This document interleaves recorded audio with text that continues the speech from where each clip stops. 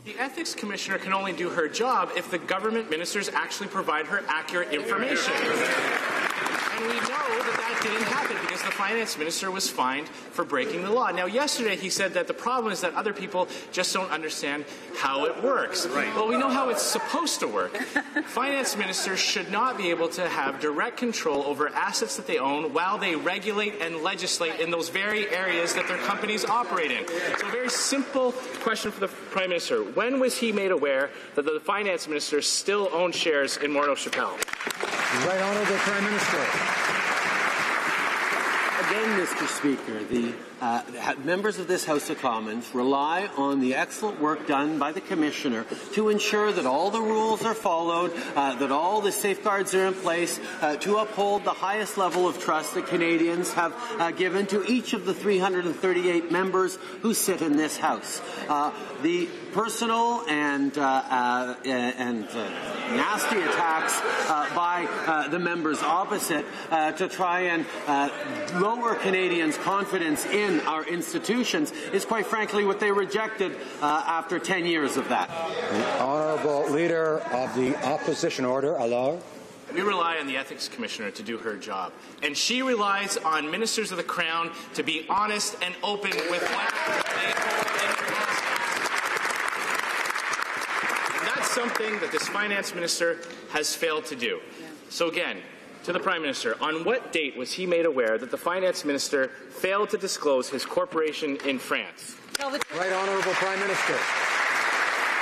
Mr. Speaker, once again, we hear from these Conservatives thinly veiled attacks on the quality of work done by the Ethics Commissioner, which, quite frankly, is no surprise, because for 10 years, those members were part of a government that attacked the Elections Commissioner, that attacked Supreme Court justices, that attacked information commissioners, privacy commissioners, that attacked the parliamentary budget officer, that attacked anyone who got in their way of ramming through their views of things. We respect Parliament.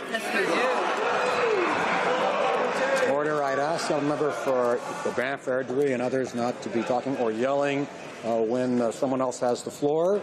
The Honourable Leader of the Opposition. Mr. Speaker, the only people in this House right now that don't respect the work of the Ethics Commissioner are the ministers of the Crown and the Finance Minister, who failed to disclose, who hid his corporation in France, and who has now been fined for breaking the law.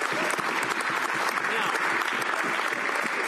he has failed to be open about his many assets. He has failed to answer simple questions about what he owns and why he structured it in the way he has. We're still going to ask some very simple questions. Can the Prime Minister tell us if the Ethics Commissioner has been informed of the Finance Minister's recusals from the two meetings that he claims that he recused himself? Right Honourable Prime Minister. Mr. Speaker, as I've done a couple of times, but I think it's important to do, particularly today when so many young people are in this House today watching the workings of our Parliament, is to explain that it is perfectly normal and even important for the opposition to be asking difficult questions of a government. That's at the core of what we have as a government.